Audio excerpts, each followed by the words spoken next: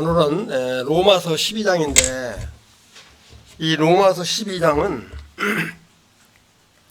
지난번에도 말씀드린 바와 같이 로마서 1장부터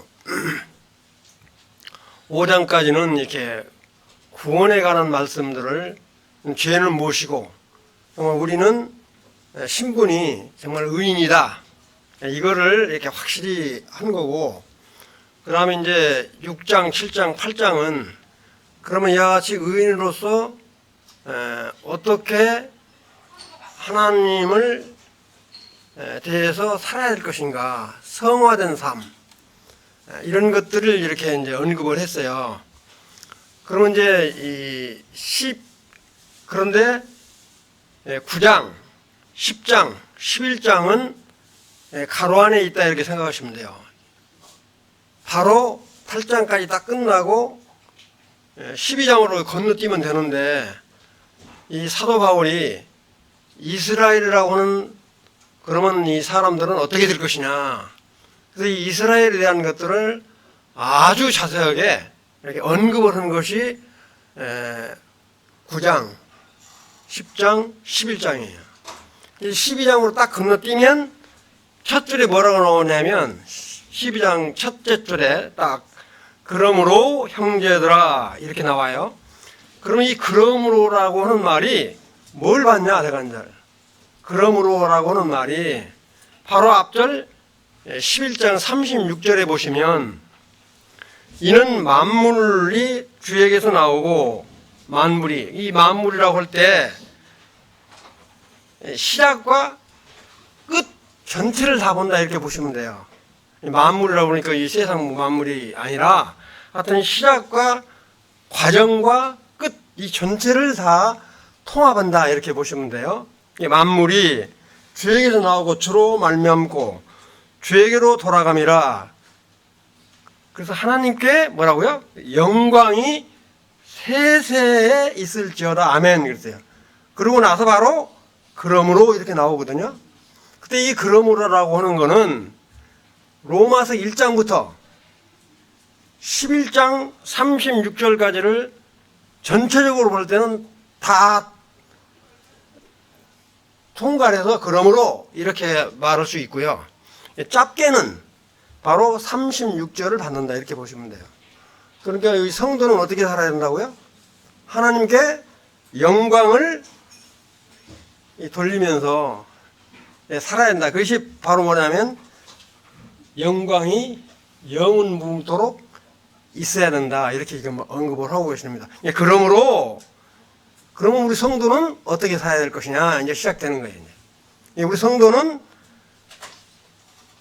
1절 2절은 우리 성도는 하나님께 대해서 어떤 의무를 가지고 살아야 될 것이냐 그런 말입니다. 1절 2절은 1절 2절 읽어보면 예배 때도 많이 하는데 1절 2절 읽어보면 형제들아 내가 하나님의 모든 자비하심으로 너희를 권하노니 너희 몸을 하나님께 기뻐하시는 거룩한 산 제물로 드리라. 너희가 드릴 영적 예배니라. 그리고 바로 이어서 이 2절에는 뭐라고 나오냐면 너희는 이 세대를 본받지 말고 오직 마음을 새롭게 함으로 변화를 받아 하나님의 선하시고 기뻐하시고 온전하신 뜻이 무엇인지 이 분별은 입증하라는 말입니다. 프루브 영어로 입증해라. 너희들이 성도로서 성도답게 사는 것을 실제 삶 가운데서 입증을 해라 하는 이야기예요. 대충 사는 게 아니라 입증해보라. 이렇게 입증하도록 하라. 이 말씀 가운데서 가장 핵심적인 건 뭐냐면 정말로 살아있는 거룩하다 할 때는 이렇게 거룩은 구분되는 거거든요. 이렇게 이 거룩한 산제물, 이게 산제물이라는 것은 우리 삶 가운데서 정말로 헌신적이고 희생적인 그런 삶을 통해서 하나님께 예배를 드리라 그런 이야기입니다. 그러니까 우리가 매주 첫째 날 예배를 드리잖아요. 예배 드리는 그 시간 그 시간만 이렇게 하는 그 예배가 아니라 우리 삶 전체가 정말로 하나님께 대한 헌신과 희생, 그런 삶으로 하나님께 영광을 돌려드려라. 그래서 뭐라고 말을 하냐면 거룩한 산제물이라고 하는 건 바로 살아있는 희생, 헌신적 희생, 그런 거를 포함해서 말씀하신다. 무슨 말씀 이해되시죠? 그러니까 우리가 예배 드릴 때 그냥 막 하나님께 기도드리고 하는 거, 그것만 예배라고 생각하지 마시고 우리 삶 전체를 하나님께 드리는 삶을 말한다, 이렇게 보시면 돼요. 2절에 보면 정말 우리가 기뻐하시고 온전한 뜻이 무엇인지 내 삶 가운데 실질적으로 그렇게 사는지 입증해 보라 하는 이야기예요. 내가 정말 그렇게 살고 있는지. 이건 우리 양심이 가리키잖아요. 내가 정말 하나님께 기쁨으로 드리는 그런 삶을 통해서 예배를 드리고 있는가 하는 것은 내 양심이 가리키고 있으니까 더 길게는 이야기하지 않을게요. 입증해 보라 그런 이야기예요. 여기 뭐라고 하냐? 분별하라는 말이 입증해 보라, 이렇게. 그 다음에 이제 3절부터요. 3절부터 13절까지는 이 교회에 대한 성도가 어떤 자세로 임해야 될 것이냐. 근데 여기서 중요한 건 뭐냐면 우리가 은사라고 그러죠. 은사. 그리고 고린도전서 12장은 은사의 장이다, 이렇게 말을 하기도 해요. 은사다, 이렇게 은사. 근데 이제 중요한 거는 이 고린도전서 12장에 나오는 은사가 있고요. 근데 찾지는 않겠어요? 로마서 12장에 나와 있는 은사가 있고, 그런데 고린도전서 12장에 나오는 은사가 있어요. 에베소서에 나오는 이 은사가 있어요. 이런 은사를 다 합치면 약 18개 정도 돼요. 1, 2, 4 쉬지 않겠는데 18개 정도 되는데, 우리 사도의 은사라든지 사도, 그 다음에 이 선지자, 우리가 말하는 대언자, 이런 은사는 지금 있어요, 없어요? 지금 없어요. 지금은. 나머지는 은사가 다 주어지는데, 놀라운 거는 이 18가지 정도 되는 은사를 교회 전 성도들한테 한두 세 개씩은 다 주었다, 이거야. 절대 한 사람한테 이 은사를 다 주지는 않는다, 하나님이. 절대 다 안 준다, 이게. 반드시 은사를 이렇게 두세 개씩은 다 가지고 있다, 이거지. 그래서 중요한 건 뭐냐면, 이와 같이 주신 은사는 나를 위해서 쓰는 거냐? 그거 아니다는 거야. 이 하나님께서 주신 은사는 내가 하나 가질 수도 있고, 둘 가질 수도 있고, 셋 가질 수 있는데, 이 은사는 나를 위해서 쓰는 은사가 아니라 성도들을 위해서 쓰는 은사다, 이게. 섬기도록 하기 위해서. 무슨 말 이해되시죠? 그러나 성령의 열매는 남을 위해서 주는 열매가 아니라 나의 열매야. 성령의 열매는. 무슨 말 이해되시죠? 우리가 성령 받아야 한다, 이런 말 하잖아요. 이미 우리 성령을 받았는데 성령 받는다고 그런 말을 하는 사람이 있는데, 중요한 건 뭐냐면 성령의 열매는 내 거예요, 내 거. 내가 쌓는 것으로 도망 안 간다고요. 그러나 은사는 많으면 많을수록 성도를 더 잘 섬겨야지, 성도들 위해 군림하려고 해서는 절대 안 된다. 무슨 말 이해되시죠? 그거를, 그런 관념을 가지고 3절부터 한번 이제 볼게요. 내게 주신 은혜로 말미암아 너희 각 사람에게 말하노니 마땅히 생각을 그 이상의 생각을 품지 말고 오직 하나님께서 각 사람에게 나눠주신 믿음의, 이것도 많이 들어본 이야기잖아요. 믿음의 분량대로. 내가 내 믿음의 분량도 아닌데 과욕을 부린다, 이렇게 하면 안 되잖아요. 믿음의 분량대로, 여기서 지혜롭게란 말을 하는데, 지혜롭게는 깨끗한 심령으로, 깨끗한 심령으로, 이렇게. 그게 더 쉽죠. 지혜롭게 하는 말보다는 깨끗한 심령으로 생각해라. 우리가 이게 맑은 정신, 깨끗한 정신, 이런 거가 엄청 중요하다고요.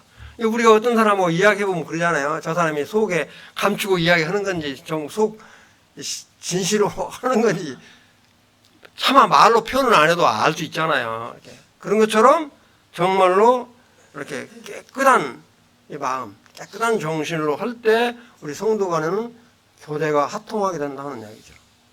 우리 때 어떤 성도들하고 이야기해보면 성도가 정말 속에 있는 말을 숨김없이 싹 이야기하는 건지 한자를 깔고 하는 건지 말은 안 해도 알잖아요. 그런 것처럼 하라는 이야기입니다. 이렇게 내게 주신 은혜라고 하는 것은 하나님으로부터 정말 그 사도 바울 자신이 하나님으로부터 받은 그 은사, 그거를 권위로, 이렇게 자기 권위로 지금 그 로마 교회에 있는 성도들한테 말하는 게 아니고요. 정말로 사랑을 품어서 지금 이렇게 간절히 이야기를 하고 있는 겁니다. 이렇게. 성도로서. 그러니까 이 로마 교회는 지난번에 말씀드렸지만, 이방인들도 많았고요. 그러면 이제 유대에서, 이스라엘에서 이렇게 넘어온 사람들도 이 교회 안에 있었다고요.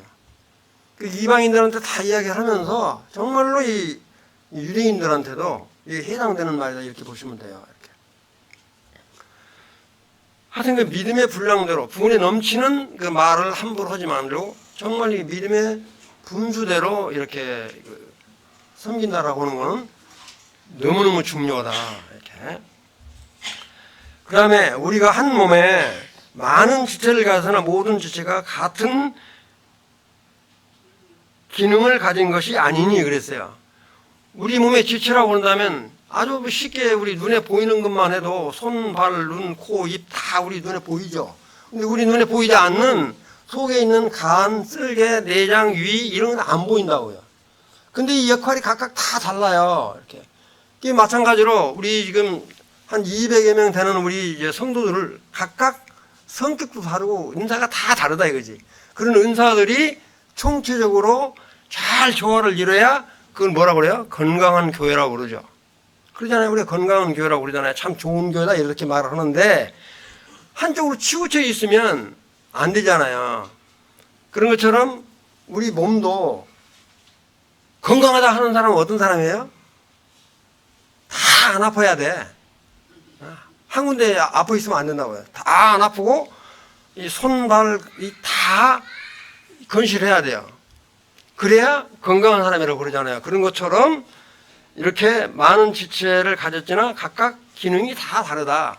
그런 기능들이 통합적으로 잘 이루어져야만이 건강한 교회다. 이제 그런 것들을 이제 이야기를 하면서 5절에 보면 이와 같이 우리 많은 사람이 그리스도 안에 한 몸이 되어서 서로 지체가 되었느니라. 그러니까 지체가 됐다라고 하는 건 몸은 여러 가지 지체로 되어 있다는 거예요. 이렇게 손, 발, 눈, 코, 입, 속, 내장, 오장, 다 합쳐서 이런 것들이 다 이런 모든 각각의 지체가 자기 역할을 다 해야만이 건강한 사람이라고 말하는 것처럼 우리 온 성도들이 가지고 있는 은사를 내가 은사를 좀 잘 하려고 한다고 하는 사람만 독불장으로 나오면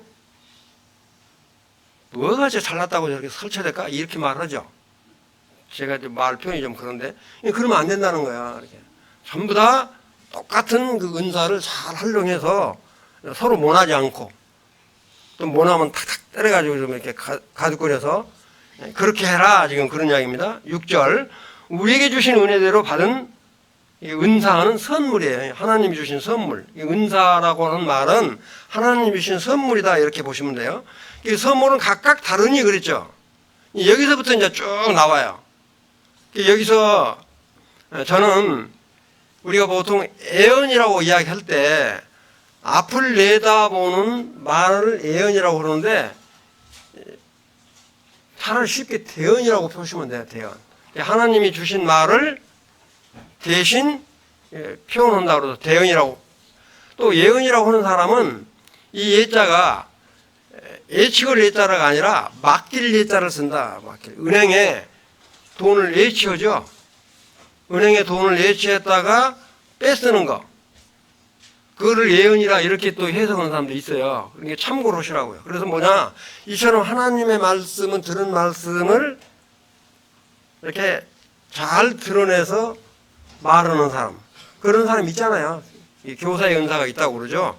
하나님의 말씀을 잘 드러내서 설명하는 이런 사람, 이 대언.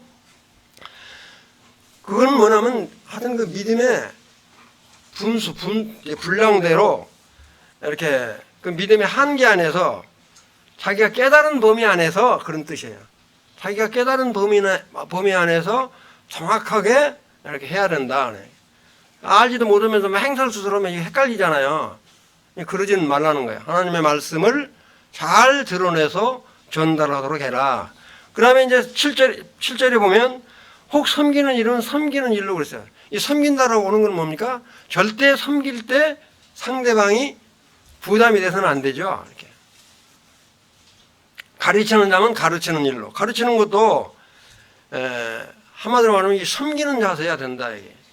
가르친다고 해서 자기가 뭐 많이 아는 것을 뭐 뽐내기 위해서 한다든지 이렇게 해서는 절대 안 된다는 얘기입니다. 그 다음에 여기 위로 또 권면 이렇게 하는 자면 위로하는 일로 이렇게 권면하는 일로 구제하는 자는 이렇게 그 긍휼히 여겨서 이렇게 좀 생활이 어렵고 하는 사람들을 잘 돌아보고 하는 이런 구제 이런 일도 아주 중요하잖아요. 그 다음에 이제 다스리는 자, 또 다스림이 굉장히 필요하죠. 이렇게. 우리가 같은 이렇게 모임을 하더라도 다스림의 은사가 있는 사람이 있어요. 드러나지는 않지만. 어떤 사람이 다스리다 이렇게 뭐 딱 잡아 말하기가 그렇지만 이렇게 리더십을 잘 발휘하는 사람이 있다고요. 그런 사람은 손발이 닳도록 부지런함으로 해서 해라 이렇게 표현을 하고 있고요. 그 다음에 긍휼을 베푸는 자, 이건 불쌍히 여기는 마음이죠. 불쌍히 여기는 마음을 가는 사람은 정말로 즐거운 마음으로 해라. 이런 것들은 전부 은사에 해당되는 말이에요. 은사. 내가 아까 은사가 다 해서 몇 개 있다고 그랬죠? 여기만 말고 다 해서 18개가 있어요. 18개가 있는 것 중에서 특히 그전에 내가 한번 말을 했는데 이런 말에 절대 속으면 안 돼요. 로마서 12장에 있는 은사는 우리 일반 성도한테 준 은사고 고린도서 12장에 있는 은사는 성령 침례한 이런 말 하는 사람은 진짜 헛소리 하는 사람이겠지. 성령 침례는 이미 구원 받을 때 성령 침례를 받은 거니까 또다시 성령 침례 받는다 이런 말은 절대 넘어가면 안 돼요.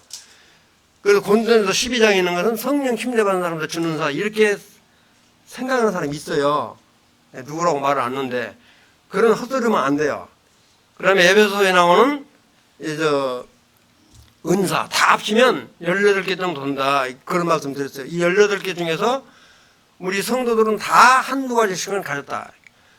하나도 안 가진 사람은 하나도 없어요. 성령으로 우리가 인침 받는 사람은 하나님께서 반드시 성령 일하시도록 다 하셨다 하는 이야기예요.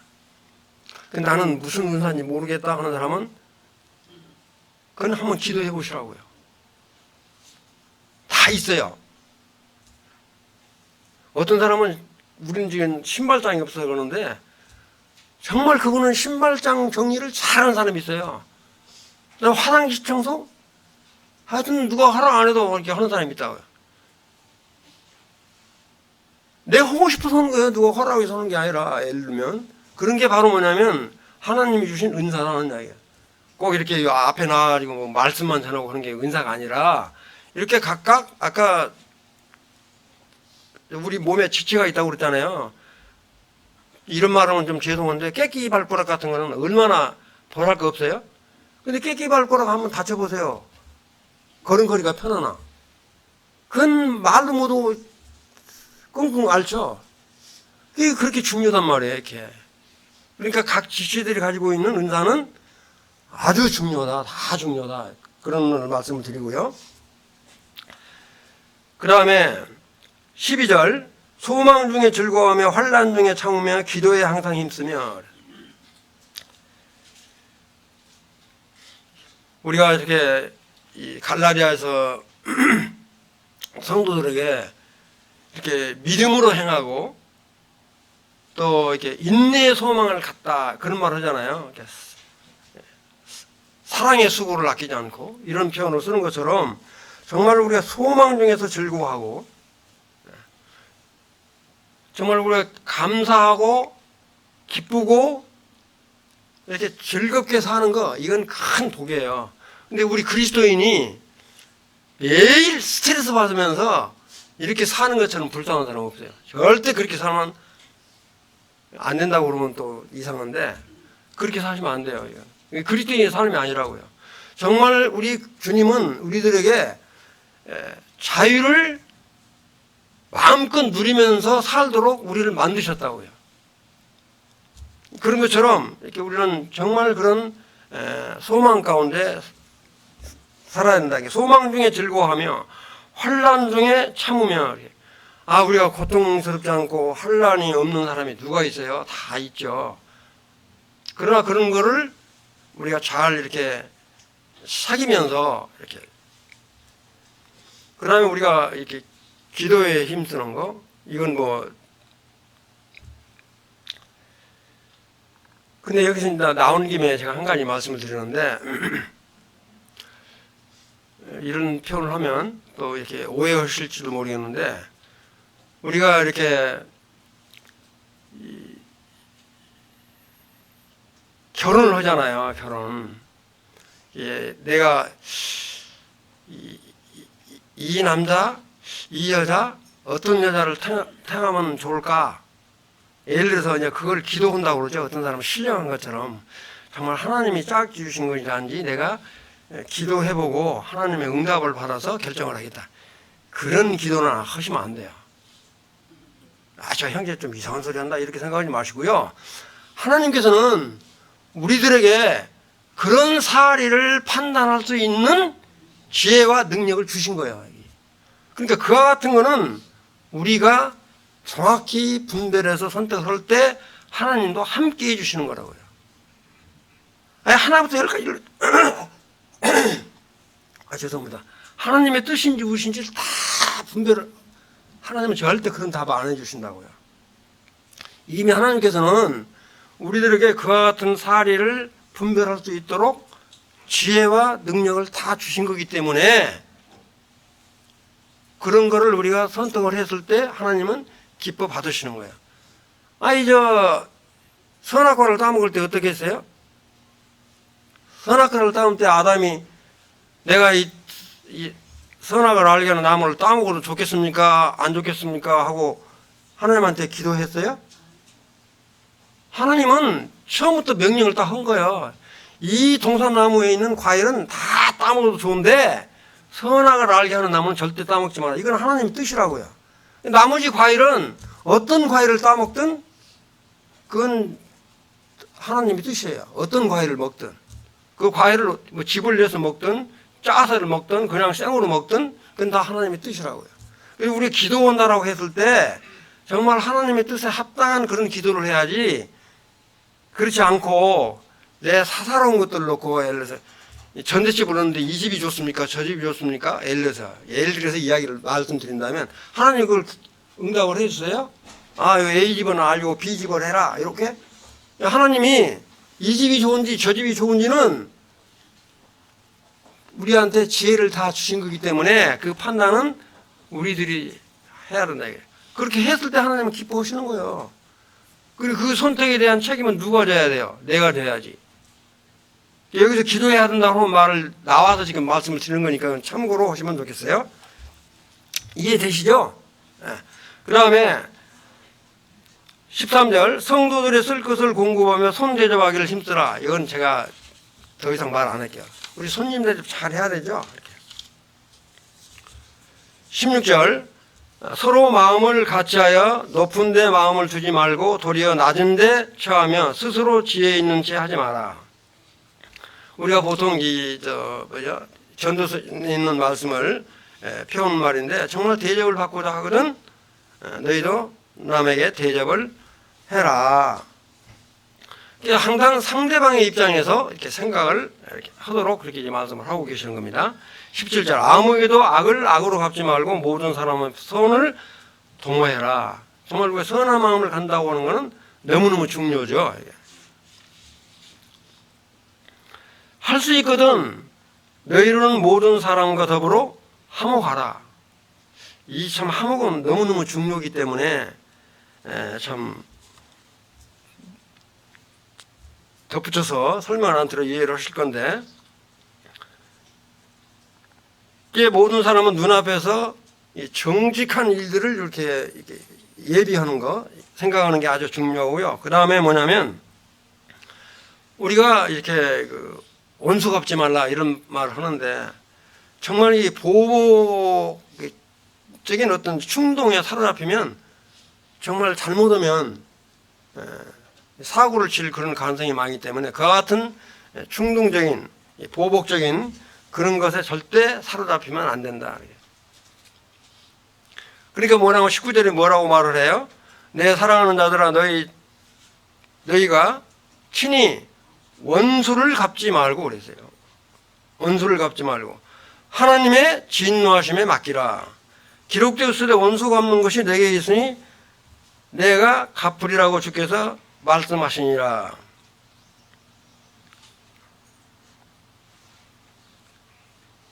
정말 우리가 이렇게 원수 갚는다고 하는 것은 쉬운 일이 아닙니다. 이렇게. 그건 내가 갚으려고 하지 말고, 저도 가끔 그런 거를 이야기를 하고 오는데, 정말로 하나님께 이렇게 맡기시고 편안한 마음을 갖는 게, 화목한 마음을 갖는 게 편하다, 이렇게 말씀을 드리고요. 20절, 내 원수가 줄이거든 먹이고 목마르거든 마시게 하라. 그리함으로 내가 숯불을 그 머리에 쌓아 놓으리라. 그리함으로 내가 숯불을 그 머리에 쌓아 놓으리라. 이 말이 무슨 말이냐면요, 두 가지를 설명을 드릴게요. 이 중동 지방에는 이 숯불이 엄청 귀하대요. 숯불이 너무너무 귀하기 때문에 원수한테 숯불을 이고 가도록 해서, 야, 야같이 귀한 숯불을 나한테 준다, 이걸 깨우치도록 한다는 의미가 있는가 하면, 이 숯불을 머리에다 이면 얼마나 뜨거워요? 숯불을 머리에다 이면 얼마나 뜨겁겠어요. 그러니까 뭐냐면, 한 가지 또 분별은 이 숯불을 이고 가면서 얼굴이 화끈거리는 것처럼 부끄러움을 깨달아라, 그런 의미로 이게 쓴다. 숯불을 그 머리에 쌓아놓으라 하는 말은 그런 의미로 쓴다고 그래요. 근데 지금 세상에 원수 머리에다가 숯불 쌓아놓는 사람 없겠죠. 지금 그랬다는 옛날 속담에 한 말이니까, 참고로 원수를 그렇게 선하게 대해라, 그런 의미니까 이해를 하시고요. 그 다음에 여기는 이제 이게 바로 뭐냐면, 성도가 사회에 어떻게 돼야 될 것인가 하는 태도에 대한 것들을 지금 언급을 하고 계시는 거예요. 이 12장, 13장은 다 성도가 이 사회에 대한, 이 교회에 대해서, 하나님에 대해서 어떻게 돼야 될 것인가 하는 자세를 정확하게 언급을 하고 있는 겁니다. 무슨 말 이해되시죠? 이렇게. 12장, 21절. 악에게 지지 말고, 여기다가 도리어라는 말을 넣어서 이렇게 보시면 돼요. 도리어. 악에게 지지 말고 도리어 선으로 악을 이기라. 선으로 악을 이기라. 근데 이 말씀도 많이 사용을 하죠. 선으로 악을 이기라. 이 말은 더 이상 제가 설명을 안 하도록 잘 아실 텐데, 정말 이 불의한 행동에 대해서 불의한 방법으로 대응을 하면 내가 더 괴롭죠. 선한 마음으로 대해서 오히려 악을 선으로 이렇게 이기는 그런 태도를 가져라, 이렇게 지금 표현을 하고 있어요. 이 12장은 그냥 이렇게 빨리 끝냈는데, 여기 있는 말씀이 문제풀이에 그대로 또 나오니까 이제 문제풀이를 좀 이렇게 하도록 할게요. 이 중요한 건 다 말씀을 드렸는데, 문제풀이 좀 올려주실래요? 여기 지금 설명드린 게 문제 그대로 나와요. 여기 보시면 하나님께서 기뻐하실 다 한 번씩 읽어보셨나요? 제가 어저께 카톡에 다 올려드렸는데 한 번씩 꼭 읽어보세요. 이렇게. 하나님께서 기뻐하실 영적 예배의 삶은 무엇인가? 영적 예배 삶. 너희는 이 세대를 본받지 말고 오직 마음을 새롭게 함으로 변화를 받아 하나님의 선하시고 기뻐하시고 온전한 뜻이 무엇인지 분별하라. 내 생각대로 드리는 삶이 아닌 우리 몸을 하나님께 사한 제물, 헌신과 희생. 이건 뭐냐면 그때 예배 드릴 때만이 아니라 우리 전체 삶을 두고 지금 하는 말입니다. 전체 삶을 정말 헌신적이고 희생적인 그런 삶을 드리는 걸 지금 말을 하는 거예요. 그 세 가지는 첫째 뭐냐면 똥분이 일이라고 생각하면 첫째는 뭐냐면 물질 제사. 이게 무슨 말이냐면 우리가 이렇게 하나님께 우리가 이렇게 헌금을 드리잖아요. 그런 것처럼 물질의 제사는 뭐냐면 받으실 만한 향기로운 제물로 내가 드리는 거냐, 정말로 내가 수고해서 애씀에 있는 헌물을 하나님께 드리는 거냐 하는 이야기고요. 그 다음에 이제 또 히브리서 13장 16절에 보면 선을 행함과 서로 나눠주기를 잊지 말라. 이렇게 이 같은 제사를 기뻐하느니라 이런 말씀이 있잖아요. 그런 것처럼 정말로 선을 행함으로 드리는 이런 걸 말씀드리고, 그 다음에 두 번째는 뭐냐면 이게 찬미의 제사. 정말 하나님께 정말 어떻게 기쁨으로 이렇게 찬송을 드리는 찬미의 제사. 우리가 찬송하고 찬양하는 것 너무 귀하잖아요. 이 히브리서 13장 15절을 다 읽지는 않겠는데 이건 우리가 만찬 예배 때 이렇게 많이 지금 찬양을 드리고 그래요. 그 다음에 세 번째가 뭐냐, 아까도 말씀드렸지만 은사는 누구를 위한 거라고요? 은사는 성도들을 섬기는 데 쓰라고 주는 거고, 여기 나오는 성령의 열매는 우리 성도가 내가 나타낼 열매다 하는 이야기. 성령의 열매를 맺는 삶이 바로 하나님께 영적 예배를 드리는 거다. 그러니까 성령의 열매는 내 개인적인 거고, 은사는 정말 성도들을 잘 섬기도록 하는 거다. 이거 절대 잊으시면 안 돼요. 그리고 이런 말은 좀 죄송스러운데, 남의 은사, 남이 잘하는 은사 흉내내려면 절대 안 돼요. 그냥 남의 건 남의 거고, 내가 하나님이 주신 은사를 주 안에서 잘 활용하도록 하셔야 한다. 그런 걸 말씀을 드리고 싶어요. 2번 3절이 뭡니까? 12장 3절. 내게 주신 은혜를 힘입어 너희 가운데 있는 각 사람에게 내가 말하노니 각 사람은 각각 자기의 마땅히 생각할 것보다 더 높이 자기에 대하여 생각하지 말고 하나님께 각 사람에게 믿음의 분량을 나눠주신 대로 맑은 정신을 해라. 이게 제가 흠정적으로 읽었는데, 그런 것처럼 3절에 말하는 믿음의 분량이라는 게 뭐냐, 민수기 7장 8절에 나오는 말씀, 그 다음에 12장 3절 이렇게 다 읽지는 않겠어요. 에베소 3장 19절은 제가 참고로 말씀드릴게요. 에베소 3장 19절에 보면 믿음에는 반드시 넓이, 믿음의 넓이와 깊이와 높이와 깊이가 있다. 이게 깊이. 우리 믿음에는. 이 믿음의 분량이, 이처럼 믿음에는 각 개인마다 이렇게 넓은 거, 그 다음에 길고, 그 다음에 뭐냐면 이렇게 높고, 그 다음에 뭐냐면 깊이가 있다. 표현이 좀 그런데, 이 어떠함을 깨달아서 하나님의 모든 충만한 것으로 너희에게 충만하시기를 원하노라, 이런 표현이 있어요. 그런 것처럼 그 믿음의 분량, 내 믿음의 분량대로 하라는 이야기예요.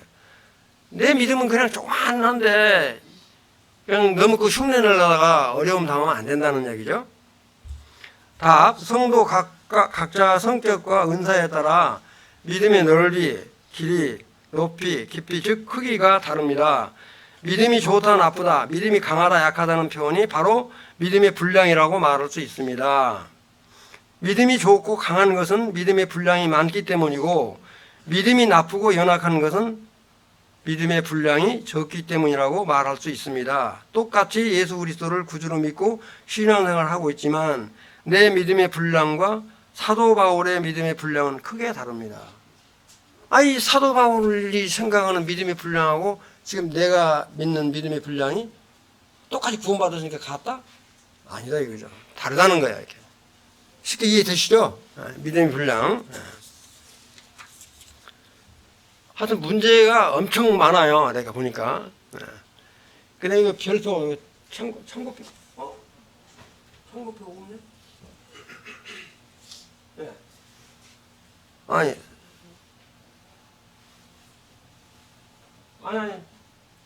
참고표 보면, 참고표 한번 찾아보세요. 또한 우리가 믿음의 분량도로 생각하지 않을 때 공동체 안에서 나 자신뿐만 아니라 다른 지체에 어떠한 어려움을 줄 수 있을까? 이건 제가 이제 표현을 한 거예요, 이게. 믿음의 분량을 벗어남으로 내가 우월감을 갖는다든지, 내가 저 사람보다 나 이렇게 우월감을 갖는다든지, 아니면 내가 저 형제보다 못하다 그래서 열등감을 갖는다든지, 그다음에 시기 질투, 이거 아주 교회 안에서는 안 된다 이거죠. 등을 유발하며 다른 지체에게는 평안을 잃게 하고, 이런 은사 때문에 이렇게 평안을 잃어버리면 안 되잖아요. 성도들을 위해서 쓰는 삶이 되는데 평안을 잃게 하고 갈등을 초래한다 이렇게. 믿음의 분량도로 생각하지 않을 때 그런다는 이야기입니다. 더 이제 어려운 거는 교회 질서가 어그러지면 안 되죠. 이런 것들을 잘못 사용해가지고, 그러니까 나에게 주신 은사를 잘 활용함으로 해서 온 성도들이 건강한 상태로 가야 한다라고 하는 것이 너무너무 중요하다 하는 이야기입니다. 어떤 한 사람의 독불량으로 나가지고 저 형제만 보면 영 밥맛 떨어진다고 이렇게 나오면 안 되잖아요. 좀 내 표현이 심했는지 모르겠는데, 또 그런 교회가 있어요. 말은 못 오는데 그것도 누구냐? 일꾼 중에서 그런 사람이 있다고 여기. 이게 뭔 말이야 이거. 근데 그것도 성격이라고 그러면 할 말이 없는데 예를 들어서 말씀드리는 거니까 오해하지 마시고요. 3번 하나님께서 여러 지체에게 각각의 다른 은사를 주신 목적은 무엇인가?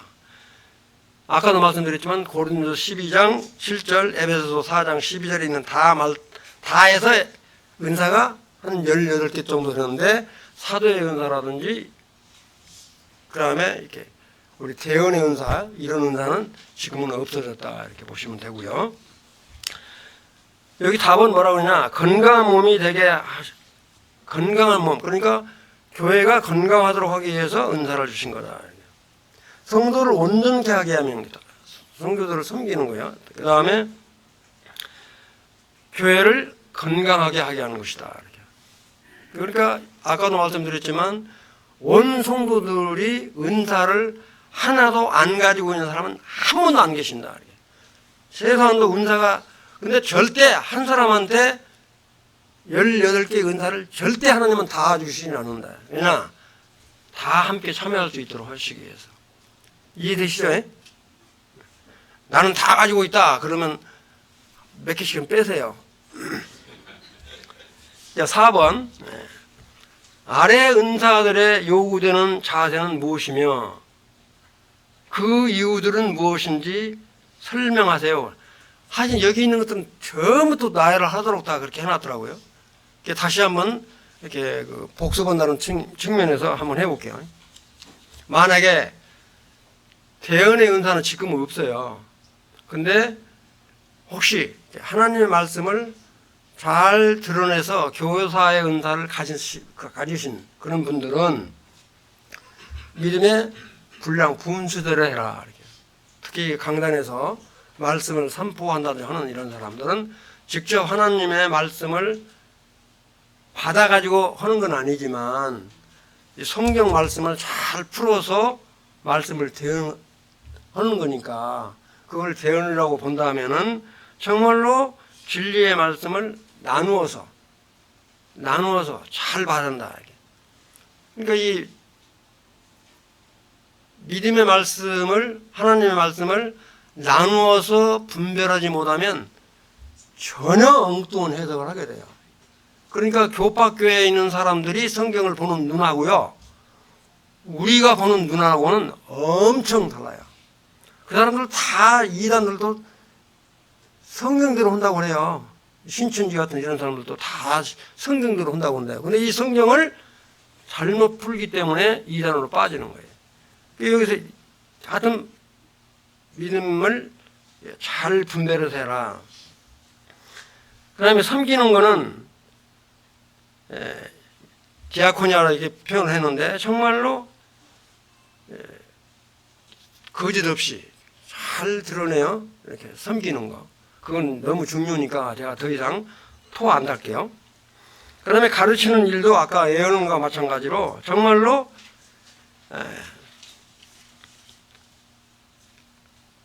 특히 이렇게 그 강단에서 이렇게 말씀을 준비하는 사람은 정말로 이렇게 말씀을 많이 봐야 되고 주석도 많이 봐야 되고 하여튼 연구를 듣는 사람보다 10배, 100배는 더 해야 돼요. 저도 여기 뭐 좀 짧은 시간이지만 이거 하느라고 시간 얼마나 들는가 생각해 보면 그런 말은 참 않지만 그렇게 하라 하는 이야기예요. 이렇게 가르치는 한다면. 근데 중요한 건 뭐냐? 가르치는 사람만 중요하냐? 그렇게 오해하시면 안 돼요. 듣는 사람은 정말로 열심히 들어야 돼. 그 시간에 맞게 제대로 와서 좀 딱 앉으시고 자기도. 늦게 와가지고 열심히 지금 성경 보고 있는데 늦게 와가지고 이렇게 또 오해할라 또. 오해하지 마시고. 여기서 가르치라는 건 그거야. 가르치면 대상이 있어야 되잖아요. 그러니까 교사는 정말로 열심히 준비해서 가르쳐야 되고, 그렇다면 가르침을 받는 사람은 열심히 와서 듣고, 이 가르치는 사람이 실수할 수 있잖아요. 그럼 저 사람이 말하는데 정말 틀린가 안 틀린가 잘 따져보셔야 돼요. 그게 듣는 사람의 태도예요. 이렇게 꼬투리 잡으라는 이야기가 아니라 저 사람이 정말로 하나님의 말씀을 잘 분별해서 전하는가 안 전하는가는 그 몫은 여러분들의 몫이라고요. 이거 가르치는 그렇게 중요한 거예요. 이렇게. 그 다음에 이루어하는 일. 이건 뭐냐면 이제 아까도 말씀드리지만 이렇게 긍휼을 베푸는 거 이렇게 남을. 근데 위로의 은사도요, 눈물을 흘릴 줄 아는 사람이 위로의 은사가 있어요. 슬픈 사람한테 가서 그 조언을 하면 절대 안 돼요. 이렇게 슬픔에 빠져갖고 어려움에 처해진 사람한테는 같이 가서 울어주는 거. 그거 큰 위로가 되는 거예요. 그렇게 슬퍼하고 있는 사람한테 너 기도 안 했지 한다든지, 너 하나님의 뜻을 안 구해서 그랬지 한다든지, 막 신령한 사람처럼.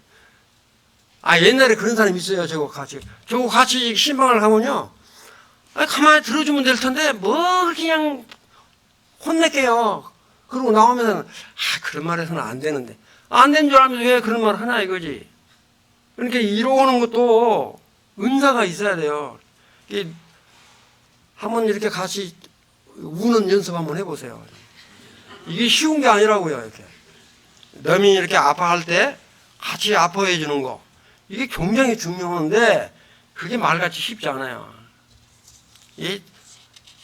이러온다고 그래가지고 한마디 해서 오량을 확 긁어버리는 사람이 있어요. 또 생각한다고 한다는 이야기가 그러진 마시라는 이야기. 그 다음에 구제하는 일. 정말 이것도 조심해야 돼요. 정말 우리가 없는 사람 이렇게 도와줄 때 그냥 이제 소리내서 도와주면 오히려 확 자존심 상하게 만들잖아요. 그러니까 구제받는 사람이 정말로 은밀하게 구제를 받을 수 있도록 그렇게 구제하는 건 굉장히 중요하다 이거죠. 이 구제받는 사람이 없어서 구제받는 게 아니라 구제를 받는 사람 측면에서는 남으로부터 눈치채지 않게로 은밀하게 구제하는 것, 이것도 굉장히 중요하다 이거죠. 그 다음에 이제 아까 다스리는 은사는 가르치는 은사하고 비슷하기 때문에 리더십하고 같은 거예요. 이 리더십은 정말로 이렇게 부지런함으로 이렇게 다스림을 받도록 해라 하는 이야기고요. 그 다음에 이거 긍휼을 베푸는 것은 아까도 표현 드린 바와 같이 즐거움으로, 감사함으로 이렇게 드리는 거를 말씀으로 하고 싶어요. 이것들 다시 한번 다 이렇게 언급을 했으니까 이렇게 참고를 하시고요. 그 다음에 5번. 아이고, 시간이 벌써 이렇게 됐네. 이제 거의 다 됐습니다. 5번. 은사로 성도 섬김에 있어 우리의 마음가짐은 어떠해야 하는가? 이건 이제 여기 있는 거 그대로 제가 읽어보면 악을 미워하고 선에 속하여 거짓 없는 사랑으로 대해야 한다. 진실한 마음. 그 다음에 형제 외에 사랑과 존경을 먼저 해야 한다. 가족 같은 마음으로. 부지런히 게으르지 말고 열심으로 섬겨라. 정말 정성스럽게 섬기는 것은 굉장히 중요하죠. 이런 것들은 카톡에 다 올렸으니까요. 그 자료 한번 열어서 보시면 돼요. 6번. 사람들과, 이건 이제 세상 사람들과 성도들 다 합쳐서 말하는 거예요.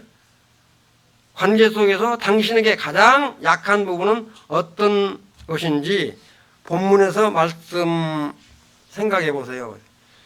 이게 사람마다 다 다르니까 여러 가지가 있겠지만 참고로 이게 했으니까 이건 참고로 보시면 돼요. 박해하는 자를 축복하고 저어주지 마라. 즐거워하는 자들과 함께 즐거워하고 우는 자들과 함께 울라. 참 그 아까도 말했지만 우는 연습 꼭 한번 해보시고요. 그 다음에 즐거워하는 사람한테 슬픈 이야기하면 또 안 되잖아요. 그런 것 잘 이렇게 분별해서 하시면 될 것 같아요. 악을 악으로 갚지 말라 해서 쭉 8가지 있으니까 이건 참고로 이렇게 보시기를 바라고요. 그 다음에 이제 7번. 이 과에서 얻은 교훈은 무엇인가? 한마디로 말하면 12장에 나와 있는 것은 하나님에 대한 성도의 자세. 내가 하나님을 어떻게 대할 것인가는 자세. 그러니까 11장 36절에 나와 있는 말씀, 하나님께 영광을 돌려드리는 거 말씀드렸잖아요. 그 다음에 하나님께 대한 성도의 의무, 은사, 이렇게 교회에 어떠한 내가 은사를 잘 활용해야 될 것인가 하는 거, 이런 것들. 그 다음에 이게 사회에 대한 성도가 어떤 자세로 대할 것인가, 이런 것들을 우리가 이렇게 공부를 했다, 이렇게 보시면 되겠어요. 혹시 이제 궁금한 거나 있으면 카톡으로 이렇게 올려주시면 답변 드리도록 할게요. 여기 이제 마지막 암송 구절 같이 한번 읽고, 할 수만 있으면 암송 꼭 하세요. 근데 제가 워낙 머리가 나빠가지고요, 암송이 잘 안 돼. 12장 2절 시작. 너희는 이 세대를 본받지 말고 오직 마음을 새롭게 함으로 변화를 받아 하나님의 선하시고 기뻐하시고 온전한 뜻이 무엇인지 입증하도록 하라. 하여튼 입증을 하는 거야. 이렇게 분별하라 그러니까 이렇게 하지 말고 내가 정말로 그리스도인으로서 살고 있는 것을 생활 가운데서 입증해보라 하는 이야기입니다. 이상으로 마치고 기도하고 마치겠습니다. 사랑하는 주님, 감사합니다. 오늘 로마서 12장을 통해서 정말 하나님